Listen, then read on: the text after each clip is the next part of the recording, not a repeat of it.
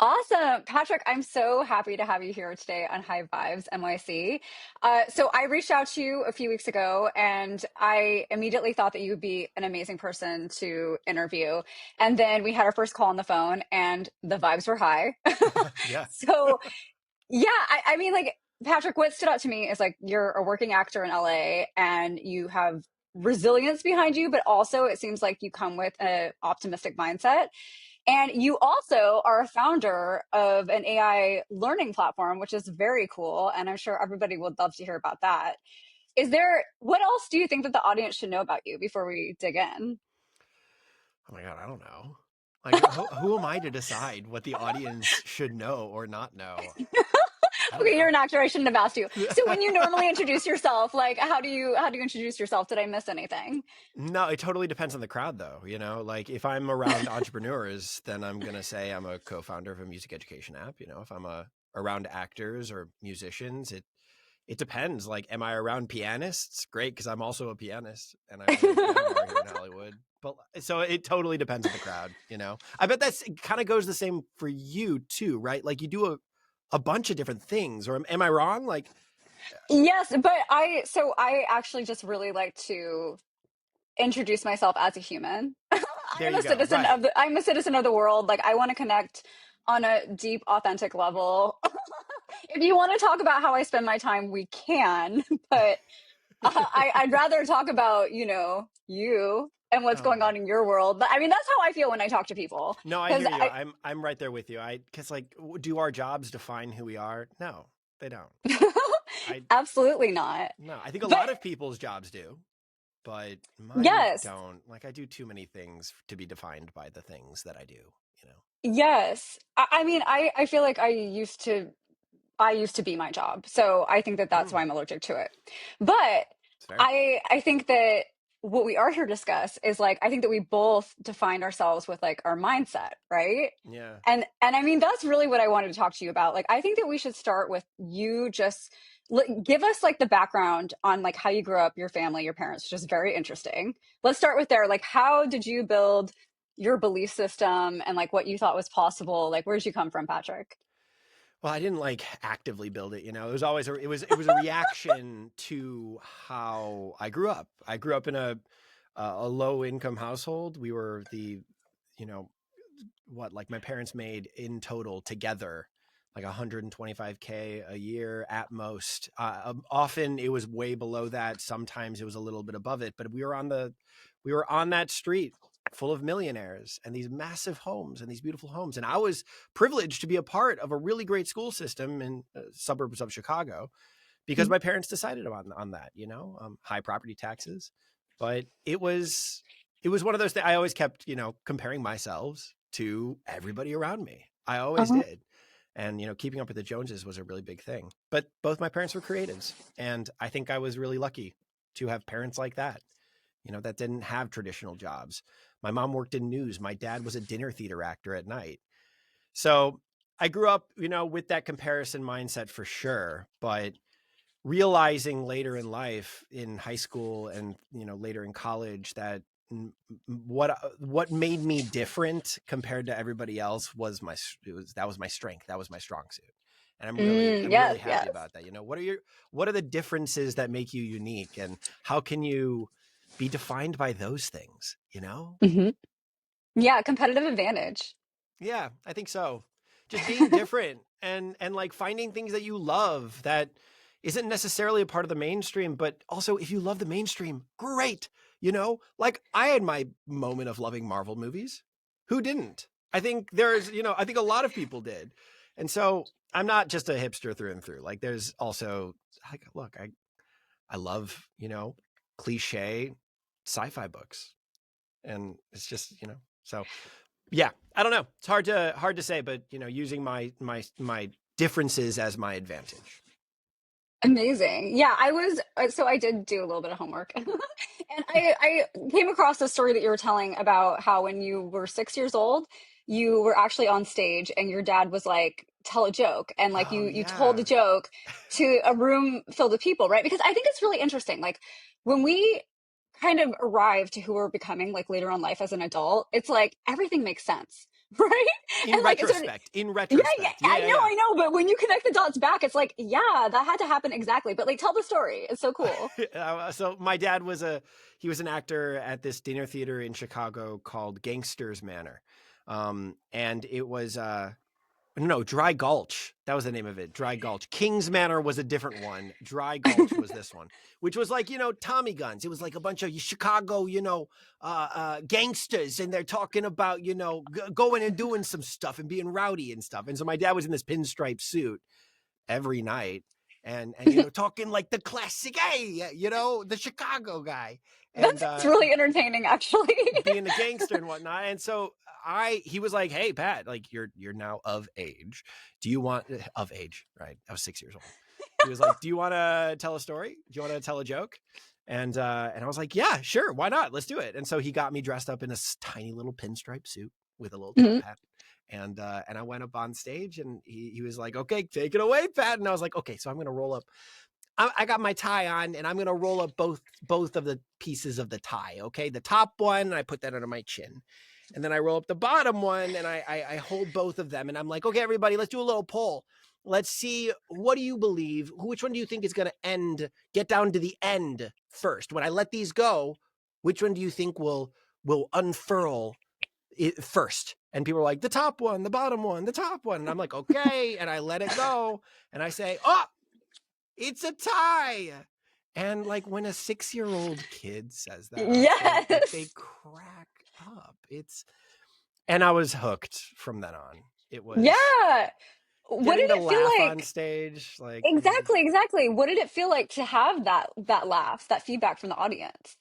I mean, knowing that like you can captivate somebody with words on a stage, telling a story, I think there's nothing like it in my opinion. It was, it was enthralling. It was the electricity that was there. My anxiety was washed away and it was only endorphins after that. And so it was just one of those, like, it was a pivotal moment for sure. Yeah. Do you think that that made it really comfortable for you to eventually migrate to the stage and keep coming back to it? I mean, yeah, bitten by the theater bug. People say it, right? I was bitten by the theater bug at X age because I did X thing on stage, right? And yeah, that was the moment. I mean, I had other moments that made it even deeper after that, of course, but that was kind of the first one where I was like, oh, cool. I never really got Oh, into theater though until I was a sophomore in high school, though. I did like little tiny plays in elementary school and throughout junior high, but I got into competitive swimming in early high school. And so I never really got into theater until sophomore year when I broke my leg and I couldn't compete. So I auditioned for one of the plays. My sister was the stage manager. She urged me to audition and I got to the callbacks and I was second in line for this one role. And I was like, oh, that was really fun. Even with a broken leg, I was able to hobble that's so on stage funny. and That's do so the funny because thing. just break a leg, right? It's like, so Oh, I didn't even how, think about how that. much more ironic can it get, right? I didn't think about it. Yeah. So yeah, I was bitten by the theater bug then, and I was like, cool. I then auditioned for the musical the next year, or sorry, that next semester I auditioned for the musical, and I got into it, and there you go. Yeah. Okay, so one thing I wanted to ask you is like, I heard that you initially were like maybe resisting getting into the family business, right? And the story you told, you didn't really get back into acting until you were a sophomore. And then competitive swimming, it sounds like both of those things, like your parents were like pushing for, like the piano and the swimming, your parents were pushing for. You didn't necessarily like it. You're doing the swimming a lot, okay? Yeah. And then like but you decided to get into theater. What did you like? What skills do you think that you developed in terms of like your mindset, whether that be like resilience? And then I also want to know what was it like? Like, how much space did your parents give you? Like, do you think that them giving you that space to decide on acting like was really important Yeah, I think for? you need, yeah, absolutely. And I know that I'm probably going to do that too. Like give my kids the agency to choose which creative endeavor they want to, if any. Maybe they're incredibly good at math and they really enjoy doing the maths. And so yeah, like please follow your passion. I think the generation before us, they were a little trapped by that, right? Their parents were saying, no, you need to get a real job. And my parents were very much like, no, follow your passion. That can be your job, because they did. And Yeah. they were able, and I saw it, right there. My dad being, the actor, and my mom working in news. She was a producer for the evening news. And so you're like, they did what they loved and they made their living off of it. And so that was definitely inspiring for sure. And I will guide my kids when I have them. I'll give them the guide rails, and then I'll say, go for it. Find what you love. And I will help facilitate that. Yeah, I think that was huge. Letting Yeah. me choose which passions I wanted to dive deeper into. Yeah. My mom was a little butthurt that I didn't swim anymore. I still swim. Don't get me wrong. I'm still a decent swimmer, but I I didn't compete after that. And my mom was the one that was pushing for that. My dad was for theater. And so, yeah, my mom was a little butthurt, but not bad. No. How do you think that your parents handled stress in your household? Since like it wasn't like they were doing the job for the money, they were doing it because they truly loved it. Do you think that that manifested differently in your household versus people that were working just for the paycheck? Absolutely. It was very stressful. We were very aware of if my parents were doing well or if they weren't doing well. You know, 2008 hit, my parents both got fired, and they were not doing well. They weren't the most transparent about it, but I felt the tension. I felt the scarcity, and we had to Mhm. tighten the belts a little bit then too. Like, we weren't able to eat out as much, or we weren't able to buy certain things. We had to get secondhand a lot of things. How old were you then? I mean, 2008, I was a junior in college, in high school. Oh, Yeah. okay. Um, and so, yeah, it was one of those things that, like, yeah, for sure. We because my parents' income fluctuated, both of Mhm. them. My mom worked in news for my early childhood, and then she pivoted into true crime docuseries later on. And so, she went freelance for a while there too. And so the income fluctuated. It very much did, and I was very much aware of that. On the other hand, I mean, my wife, on the other hand, grew up in a very stable household, and they did not talk about money, and Mm, they didn't at all discuss it. It was very much like she had her dad's credit card and was able to fill the gas up on her own. That wasn't the case for me. I used my own allowance to fill the gas when I wanted to use the car. And so I was much more aware of how money operated. But when she graduated college, it was like a blind side. She didn't know how to do money, you know? mm, And so the fact that I was more involved in the process of, like, okay, what can we use our money for in the familial group that we had, me, my mom, and my sister, and my dad.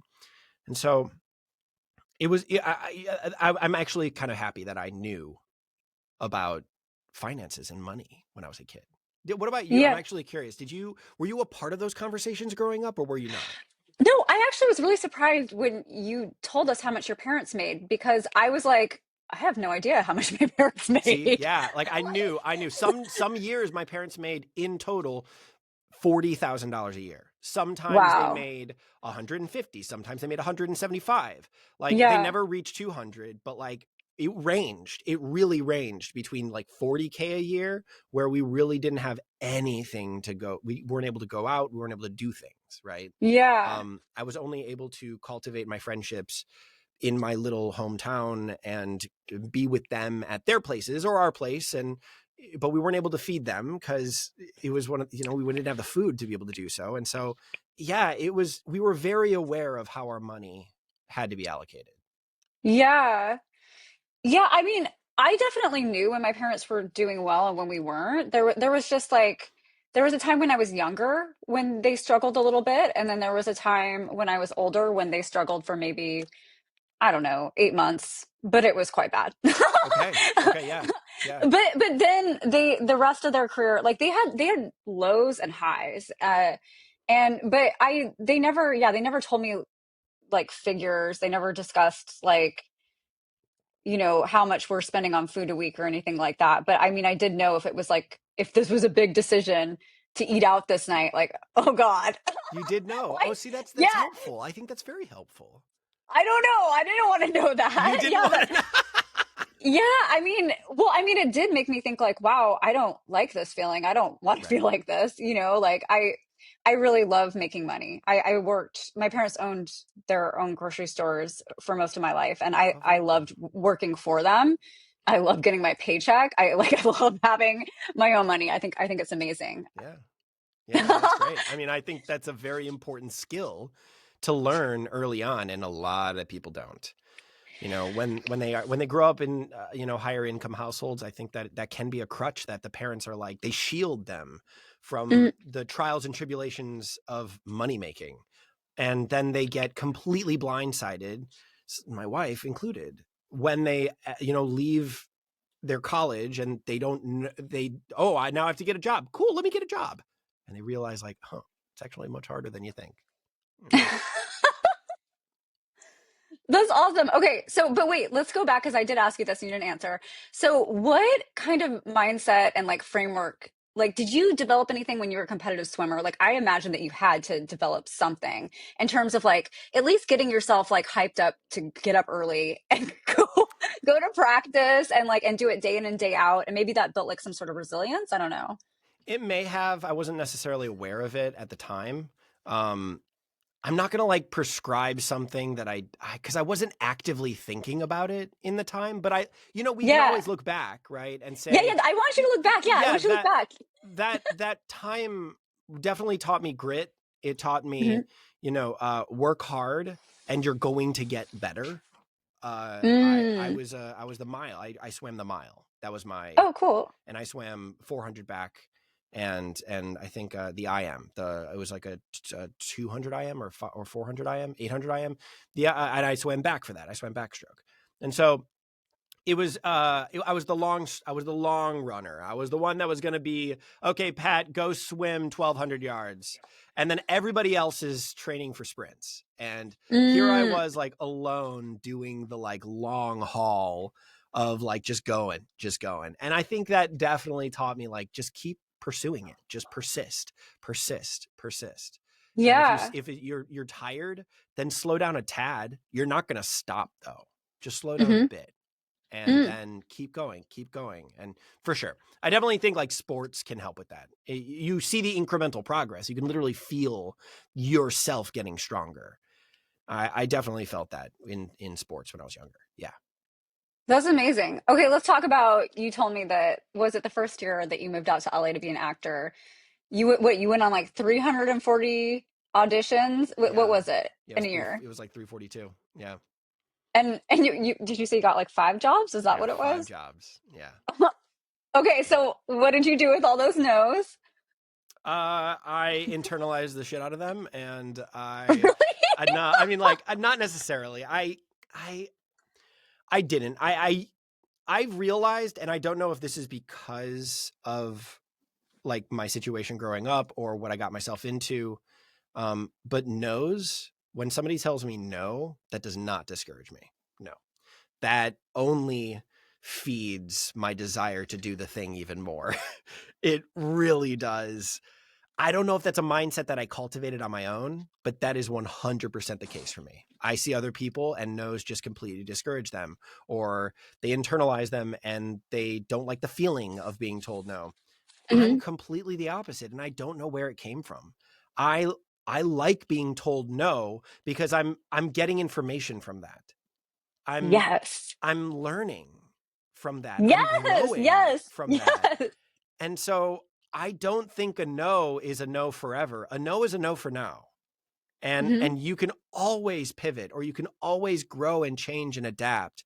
A lot of the times though, the no's in the entertainment industry, especially in relation to being an actor, has nothing to do with you. Okay? Hmm. Like, Hmm. you did a great job. You acted the shit out of that part. Or you came into that audition completely prepared and you won what we call the room. You did a really great job. Mm. Everybody in that room was awed by you. Just jaws on the floor. They were just it was fantastic. But maybe you're too tall. Maybe you're too short. Maybe the other person that they want as your co-lead is a foot shorter than you. And in a frame on TV, having a foot Mm. difference matters an insane amount. You you literally can't do certain shots if you are a foot difference from your co-lead. How So interesting. I learned this, I learned that like, it's not personal, man, it's business. And Mhm. that was a big thing for me. But the no's I only dug my foot in. I only doubled down. It's just the case for me. It really is. That's awesome. Okay.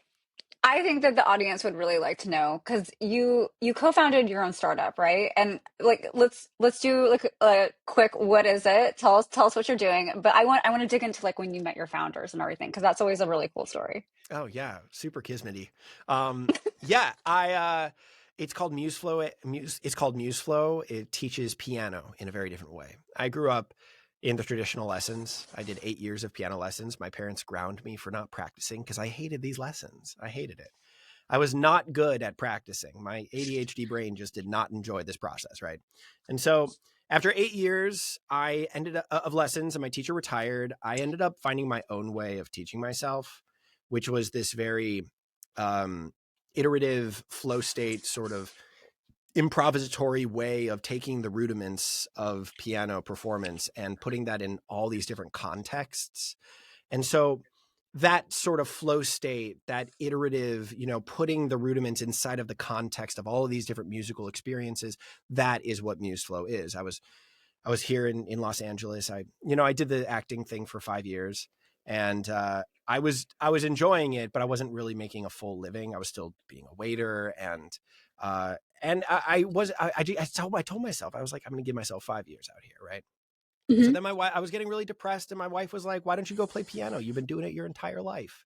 Aw. And I ended up doing that, and I immediately started seeing returns on it, and so that became my life for the next, well, up until now. That was, gosh, 7 years ago.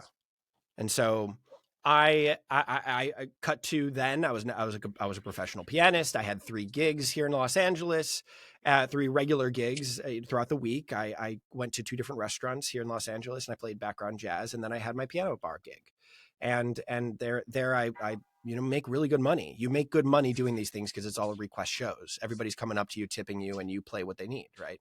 Oh, cool. And then I was accompanying different schools. I was playing musical theater classes. I was accompanying ballet classes. I was doing all of that stuff too. Oh, And that's really fun. and so I was like bored one day, and I was like, well, hey, if my way of learning piano could be like, what if we could make that into an app, right? And so I was like, okay, cool. What if we like taught through sight reading, the act of reading music at first sight?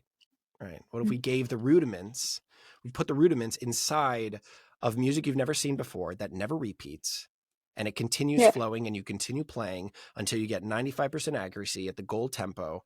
And okay, wow, there we go. That's a game right there. And we incrementally increase the complexity and the new thing that you're learning. We add a new thing, Hmm. increase Hmm. the context. Wow, well, there you go. That's an app right there.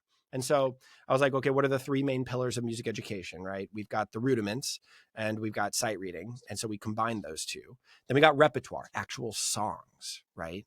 And then we've got the exercises, the etudes, and music theory. Okay. And so those are the 3 main sections of MuseFlow. We've already built 2 of them, and it's going really well. We built the sight reading trainer, and which teaches you all the way up to 2 octaves, which is 12 notes in total, or 16 notes.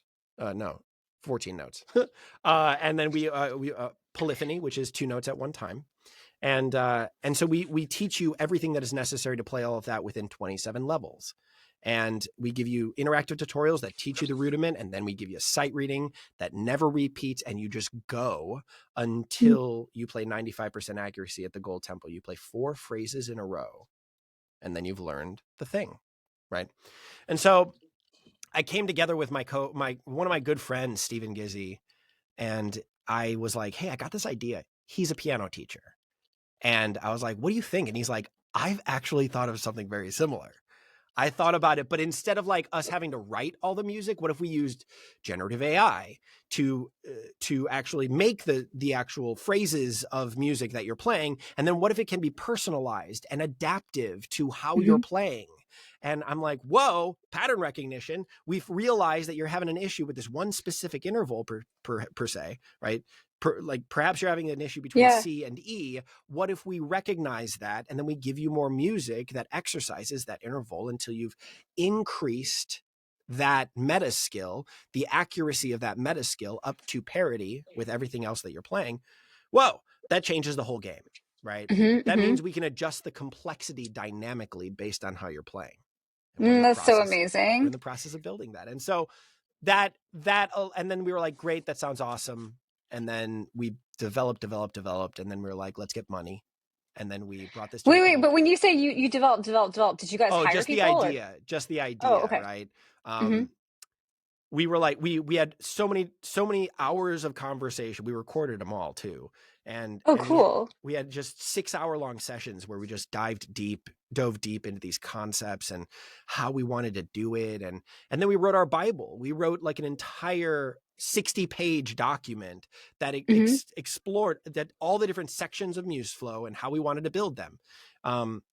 And then we were like, let's go get money. And we were like, great. And so we had a couple meetings with VCs and they were like, hey guys, this is a really cool idea. Have you ever built anything before?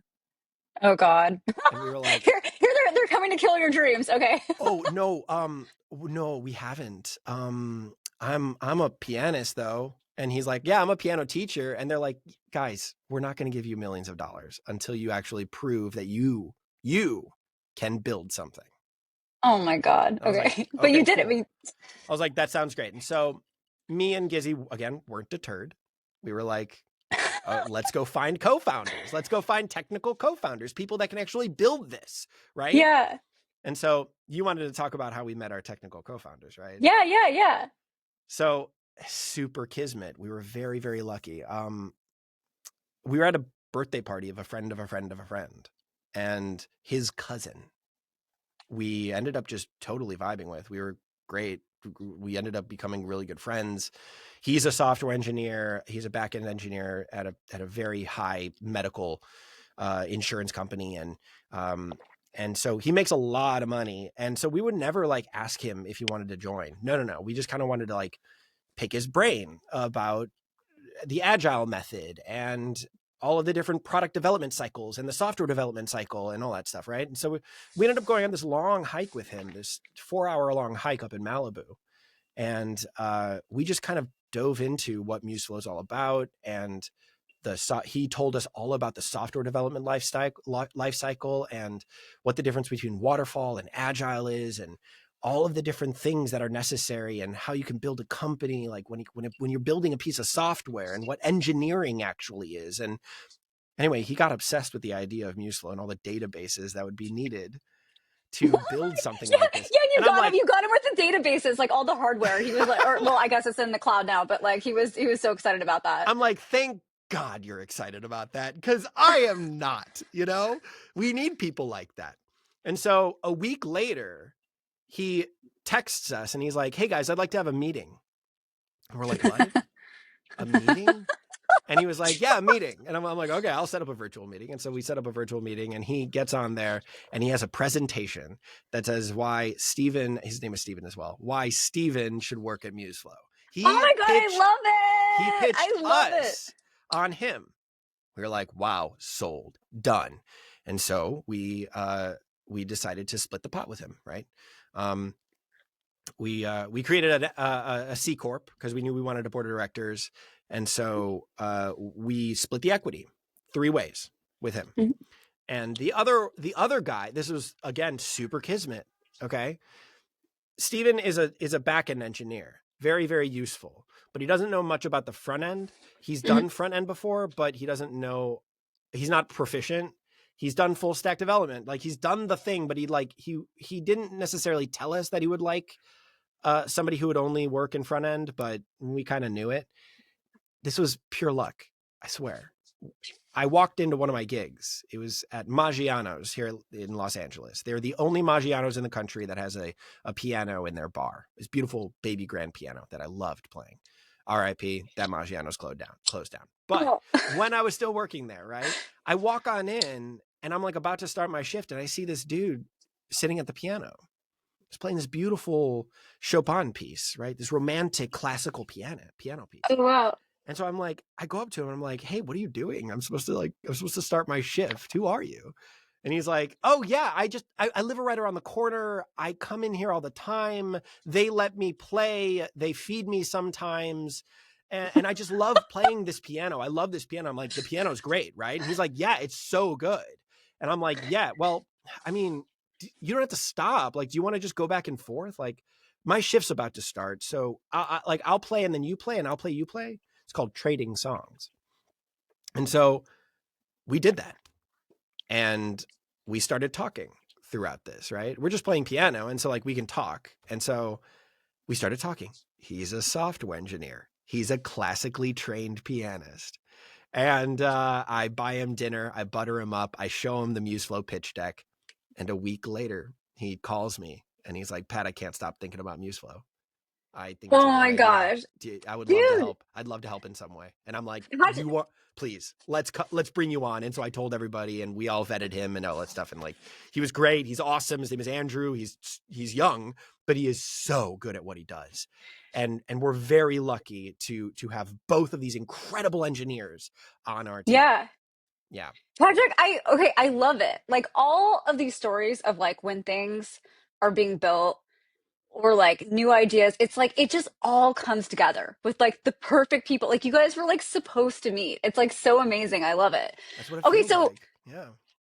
how do you think it benefited you that those VCs didn't give you the money right away? Like what was in hindsight, what was the benefit? Well, I, obviously there is I mean, I one. think exactly what they wanted. We learned how to collaborate with technical co-founders. We learned how to build things. We read up on everything. We're both lifelong learners. Me and Stephen Gizzy. We both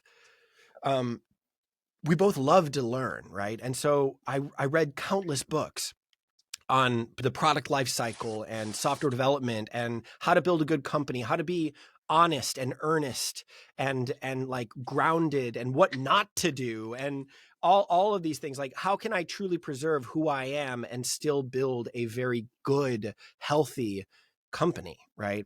I was very curious about that. I've never built a company before, right? I was only solo entrepreneuring as myself as an artist. And so I needed to learn that, and so did Steven. And so we both just were voracious readers, and all the Wait, I while, gotta stop. Why, like, most people wouldn't have read about like the mindset and about like the healthy way to do it and preserving yourself. Like, where did that, I mean, good, and that's brilliant, but why, why did you do that? I love it. I have seen so many just bad stories of CEOs and what money can do Mhm. as it can corrupt, right? And I believe that, as you get higher and higher and more income, you can remove yourself from society. And you can put up a barrier between you and everyone else. And the money is the thing that's the proxy at that point, right? You pay Mhm. for everything. You pay for every service, and that removes you from literally the means of production and the means of your entire company. And so I've seen this countless times. I mean, we're in a late stage capitalist society right now. And what we're seeing right now is the downfall of, in my opinion, capitalism. And Mhm. what's happening to all these people that have put massive stake in the capitalist mindset and how immoral things have become. Yeah. And so I see that and I say, how do I not do that? How do I build a Yes. company with morals at the center? And how do I preserve who I am at my core? I don't know. Yeah. What do you think? No, absolutely. I haven't given enough thought to be like, oh, if I was to talk about this. But yes, I think I think that I think that you have to put morals ahead of money because I think that money is easy, but society is not. And I don't think it's okay, the disparity that there is between classes of people in our country. I think that it it is not good to see how many people are struggling and in a situation where it's not even that they're just living paycheck to paycheck. There's constant worry and fear. And that I just don't think it needs to exist. There's so much money in our economy. There's so much wealth. We're like the richest country in the world. And to see the way that people are struggling and living in fear, it's not good for anybody. And that's the thing that like I actually think is really crazy because it's like, okay, you want to be rich, you want to have money, but there like most of the economy serves people like that, right? Yeah. And I think it's crazy how you don't think about that and how you don't think about taking care of the people that are in your society, that are your neighbors and part of the country, part of like yeah, it's eroded our community, I think. Yeah, I don't like it either, Yeah. Patrick. Yeah. Here. Totally. I think I'm right there with you. It's a it's a shame, and it doesn't have to be this way. It really Yeah, doesn't. but listen, I actually saw something in the news, I think just yesterday. Michael Dell and his wife, they donated $6.5 billion to a segment of children that were born within a certain time period. I don't remember off the top of my head, but they're putting it in some sort of like 401k or something. So, yeah, and I mean, Michael Dell, it's like $150 billion estate that they have, and it's fantastic that they chose to take 6.5 billion of it and do it for something so specific, right? And I think that that's really great. I was actually wondering, I didn't dig into it, but I was like, wow, like it would have been really cool, like if with their PR they did that and then just also made it like if anybody else wants to like give to this cause and you could like have like a grassroots as well. I was like, oh man, I Yeah. that would have been cool if they did that. But I was like, I don't know. There's lots of things that people can donate to. But I think it's really cool to see people taking the lead from a private sector and investing in like the general well-being of society because it's like 6.5 out of 150 like yeah I it's mean, billion but it's not that big of a deal yeah, and right. it's like doing so much good. Yeah, that's amazing. I didn't know that. And that is so good to hear that Yeah, there yeah, are yeah. billionaires out there that are like, okay, hey, we know we've made buttloads of money. And honestly, maybe we probably shouldn't have. But here we are. And and I want to do something good with it. I think it's great. I love it. I'm glad. I'm so glad. Yeah, well, I mean, listen, like that's actually a topic I'm really passionate about because like you said that maybe they shouldn't have because like I think that that's interesting too is like how sometimes in society we start to demonize people that have money, Mm, and yeah. then it can be like for sometimes it can be embarrassing if you have money in certain situations. And I think it's really interesting how some people that I know, and like these are people in my social circle where I hear them make statements about rich people as if they are not rich people. They speak about rich people as if those are different people. And I actually think that the language we use is so important. And I I think that just by Sorry, there was a just, fly. I'm so sorry. just by putting it out there that you're basically saying I am not rich, right? And you're kind of encoding in your mind that like you don't have the power to create abundance. Mm, And I think that like I don't think that like money isn't a bad thing, right? Like I think money is neutral. It's like it's kind of like what we put on it. And I mean, if money's used for good, like let it be. Let there be money, you know? yeah, no, that's totally fair. And I do find that actually very interesting too. I find that if you're the other in this circumstance and you're saying they have or you're othering rich people, then Yeah. then you're saying you can't be that or you won't be that or you aren't that, right? And that Yeah, automatically changes your mindset. It does. exactly. It does, Yeah, for sure. yeah. Yeah, and Yeah. I think mindset is everything. Mhm. I agree. I agree. But and here's the thing about I see your point on how money is kind of like asocial. It's amoral. It's amoral, meaning like not immoral, but it's amoral. Not it's not moral. It's not right or wrong. It is Yeah, what it yeah. is, right? Uh-huh. Um, I think humans have a tendency to We got to put it in a bucket. We got to label it. not necessarily. No. Here's what I was gonna say. Okay, I okay. think that humans, if not, how do like we have such a tendency to uh to the negative. We have such a Yes, tendency, yes. we tend not to optimism or to positivity. We tend Hmm. to negativity because that's what's kept us alive Yep. since the birth of our species, right? We Hmm. hear something rustling in the forest, we run away. Okay. Um, and because quote unquote capitalism is this like neutral thing, right? The free market economy, because it's this neutral thing, I think humans have unfortunately corrupted that system. We've Mm. we because that is our tendency to get, take. Greed is very Yeah. much a part of the human species because we Yeah. feel like we're always, we don't have abundance because, Hmm. for the majority of our species, we never really had abundance, right? Maybe just a small Yeah. subsect had, but we feel the need to overtake and to take more than we need, right? At least Hmm. in Western society, we do. And so I feel like we got to balance it.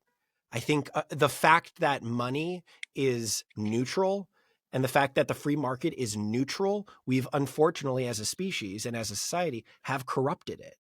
We have, Yeah. because we tend towards the negative and we tend towards greed. And unfortunately, capitalism has allowed the greedy to rise to the top.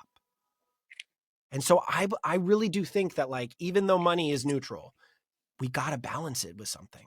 Somehow Yeah. we've got to balance it. I don't know. What do you think? I'm actually really Well, curious. I think it's definitely like our political system and just like all the laws, rules, and regulations.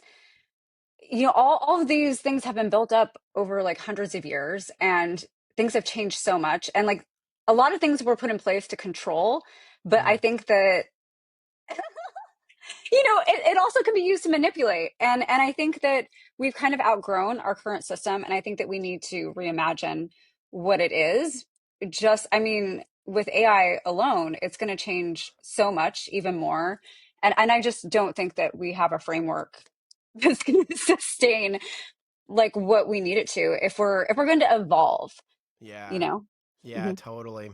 Yeah, I'm right there with you. I think we need to be adaptable in this circumstance, you know? Yes, we have to dream of the future, and we need people like you, Patrick, that are thinking about how they don't want to be immoral and have a company that is doing bad. So how do you like what kind of things do you put in place like on a daily practice? Is it like does it go down to the detail of how you interact with people, how you speak to them? How do you think about bringing that into your daily life?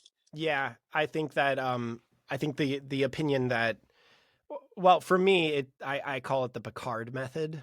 I call it the Captain Jean-Luc Picard of the Federation and Starship Dude, Enterprise. I used to have Um, a crush on him, man, when I was really, like eight. Patrick Yeah, Stewart? yeah. Like I think when I was like, yeah, like 8 years old or something. Because I love Star Trek, man. It was my favorite. Me That's so funny you bring it too. up. Oh, utterly obsessed. And like, so I watched Next Generation like I forwards and watched them backwards. all. I watched them all. Are you like into Discovery and like Below Decks and all that stuff? Oh, no. Like I'm the just new not ones? familiar. I'm not Okay. familiar. I'm not either. I'm kind of Okay. a purist when it comes to Star Trek. I really only watch Next Generation, if I'm being Next completely Generation was my honest. favorite for sure. Yeah, yeah. Deep Space Nine. Deep Space Nine. Okay, yeah. Did I you ever do digress. Voyager? Did you ever do Voyager? No, Oh, I loved But, Voyager but if I would have had the opportunity, I'm sure I would have. too. Anyway, Jean-Luc Picard, the way he led is wonderfully intriguing to me, and I really appreciate this sort of methodology. Ooh. Right, he gives everybody a platform, and he surrounds himself with diverse people that have very different opinions. Okay, he allows them to speak their utter truth. Okay, Mm. and he really kind of he brings them to the top and says, "Tell me what you think, please. I need to know from your heart," right? And he takes that opinion and he then weighs it against everybody else and his oval shaped table, and he says he asks everybody's opinion, and then just based on the circumstance, he's the one that decides what to do next. I employ that methodology. I surround myself with very not like-minded people, and I do not surround myself with yes people. I surround Yeah. myself with people that think very different than me because I think diversity makes us stronger. And so Mhm. I want to hear everybody's opinion. The engineers at MuseFlow have a say, if they want it, on Yeah. how our website looks, on the content we create in our blog posts. They have a say if they like it. And of Yeah. course, we weigh it. We weigh it in the balance, and we decide whether we want to do that or not do that, or if we want to do something different, like something about, like, kind of like that. Anyway, Yeah. that's very important to me. I think diversity and this sort of democratic, but also it's a very republic type of doing. It's like, it's not democratic. It's quite republic. Like, you surround yourself with diverse people, and then you're the one that makes the decision. That's what I do. And I never will surround myself with yes people. No. Yeah. I mean, that's the thing is like truth is gold, right? Mm, And it's like, why have people that are on your team that you're working with if they're not going to fully be invested in like the success of the company, right? It's like, if you see something, say something. Like, yeah. please. Like, Please, I beg don't, you. yeah, don't think that like maybe you're seeing it wrong. Like, speak up and like, thank you, you know? Yeah, yeah. If you don't think that this is right, or if you want something to be different, tell me. I need Yeah. to know. Because I Yeah. cherish your opinion, and I will weigh it in the balance. I really, really Yeah. will.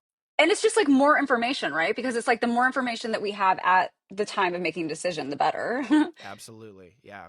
So that's one thing. And I think that sort of level playing field, that sort of equality, I think that is very important, because my opinion will not matter as much as the engineers in regards to an engineering decision, right? But it will be weighed in the balance. And so Yeah. we all do that together for each other, right? I will think of something that is very much not in their mindset when they're building something, and it will help shape it, because the consideration that I have, they never even thought of, you Yeah. know? And so that is that sort of dialogue, that open book sort of mentality, that be honest, be earnest, and speak your truth, right? Um, and listen. One of the biggest, I love this quote. Like, listen to the dull and the ignorant. They too have their story. Yeah. Like, I love that quote. That's from a piece called The Desiderata, and I have that hung on my wall. And I go back to it. If ever I feel like I've made a mistake, I always go back to Mhm. it, and I'm like, where did I mess up? You know? Um, What yeah. does it mean to you? Do you have like a specific example of something that's happened where you're like, oh yeah, that quote? Um, speak your truth. Speak your truth quietly and clearly, and listen to the dull and the ignorant. They too have their story. Um, that's just one of the lines from that Yeah, piece. but the dull and the ignorant Um, part, like, do you have I mean, experience with somebody who is dull and ignorant and they truly helped you? I mean, I'm sure you do. I would love yeah, to I hear mean, it. my grandpa, he recently passed away, and he had a very Oh, closed-minded, Patrick, I'm uh, sorry. he had a very closed-minded sort of like idealistic version, but he was bitter and he was sad. And I do consider him to be sort of ignorant, and he was ignorant to the world that he lived in. Like, the dude was very in his own little world throughout the entire life that he lived. And it was incredibly grand and profound life that he lived. He experienced so much. And Oh, listening to his stories from Saudi Arabia to California to Chicago to living abroad to stepping on every continent to climbing Mount Kilimanjaro, like the dude lived an incredibly profound life, and he surrounded himself with a lot of different people, but he was very close-minded. Unfortunately, it never really shaped how? him. How I don't how like could he have like lived a life like that and you were describing him as ignorant? I think that he never really saw the forest through the trees. Like, he was so in his own mindset and in his own process of doing things that he never saw outside of himself. Even though, because he's an unreliable narrator, he was, and he really, there was a lot of grandeur in the way that he told his stories, but he never saw the beauty of what he was living. And so, Mm. because I wasn't listening to how he was talking about the things he did, I was listening to what he was saying. And so I was able to listen to his fairly ignorant perspective on his life and see the incredible beauty that he surrounded himself with. Did you ever speak up? Did you ever say Oh like yeah, I told him constantly. Yeah. And what did he say? Like, how did he take it? Did he like dismiss it? Was it uncomfortable for him or? A little dismissive, a little like, you don't get it, you know? Yeah. Oh, You weren't there. You don't understand. Like, and then sometimes he gave more context. Sometimes he was like, well, I was going through this at the time. I was, of course, not thinking about this. He had excuses, but I think there's something to that. I think there's something to don't discount somebody's perspective. Don't immediately discount them because you may consider them ignorant or because you may consider them unknowledgeable on the thing. Don't discount anybody. oh, Listen. so you were seeing it from like you're saying for your grandpa, like he should have listened to you and like, I mean, probably listened to other people throughout his life. Is that what you mean? Yeah, and he never really did. No. But I also think listen, he might have been a little bit on the autistic spectrum, and like he was he was an eccentric guy. Um, yeah. yeah, But I think that he probably taught you so much, right? Because he taught you how you didn't want to live. Like you want yeah, to live with a lot. heart. You want to, yeah. And I think that's That's also something to be said, right? That's something to say, like, listen to the dull and the ignorant. They too have their story. Listen to how you don't want to live, right? Mhm. Love it. All right. Well, we're coming upon the end. So, like, how are we going to close out high vibes with you, Patrick? Because we did talk about some problems that we have in society, but it does seem like we have an example of you as an entrepreneur who's thinking of creating a business in the right way.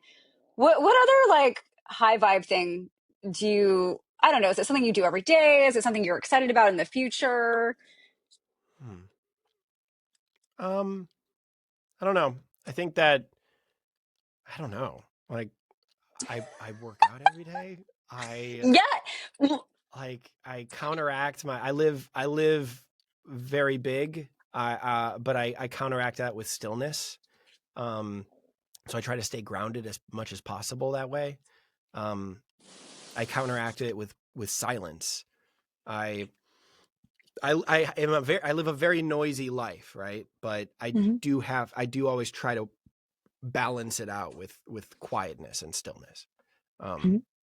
I don't know. I And find what that's motivating in my opinion. I think there's something about that balance that I think everybody's maybe striving for. Yeah, absolutely.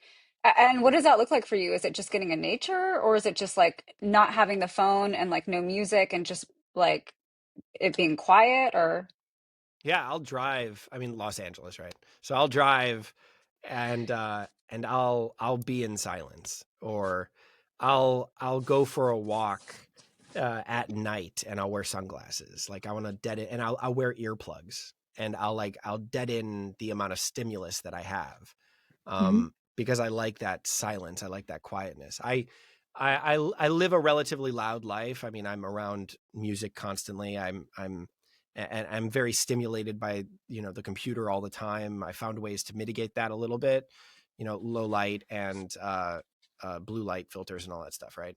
But I'm mhm, also like right next to my window, and I always will look out, and I will, if I find my eyes getting tired, I will refocus on the orange tree out there, or the palm tree out there, or the satellite dish right over there. I'll refocus on different things out there. And so that sort of like, I'm so focused, I'm hyper focused on the thing, take a step, look outside, and then I'll get back. It's yeah. those like micro adjustments kind of thing. I love that so much that you even think about that. And for me, I think that the daily habits that you do to like take care of yourself and to keep yourself in a really like regulated state, Ugh, so gold. important. Gold. Gold.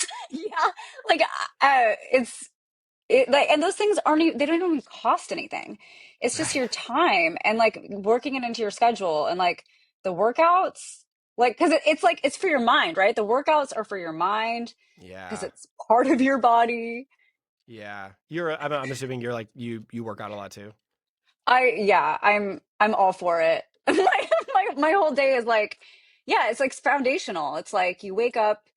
I like to sit with myself for at least like 15 minutes and not look at the phone and like I like to write things about gratitude, like feel the gratitude. And but to feel like really calm because I think sometimes I don't know if anyone else feels like this. Sometimes when I wake up, I feel really charged. Like like, I don't know, like I was doing something and I'm like, oh, like you gotta center yourself. And then yeah, working out, it's important. I also am really big on like the food that I eat. Yeah. I also like, it's not that I'm against like alcohol. I do drink like like literally a handful of times a year. But uh yeah, I'm always about like, okay, what's going to give me energy? What's going to make me feel my best? And it's not about like, I don't feel like I'm missing out. Like I know for some people that sounds so restrictive, but it's like you have no idea how good I feel. Because like Mm. I do this day in and day out and the energy just like builds and builds and builds. And it's like, no, I really am not tempted to like take away from this. And like, and it's not to say that I don't enjoy it from time to time, but I just think it's like so awesome. It's like, yeah, do all the things that like make you feel your best. Like, why not? They're free, pretty Yeah. much. I love that. Oh my God, you're an inspiration. That's great. What about weed? Do you partake in the marijuana? I don't. It's not for me. I have before. Maybe like once every couple years I'll have some gummies.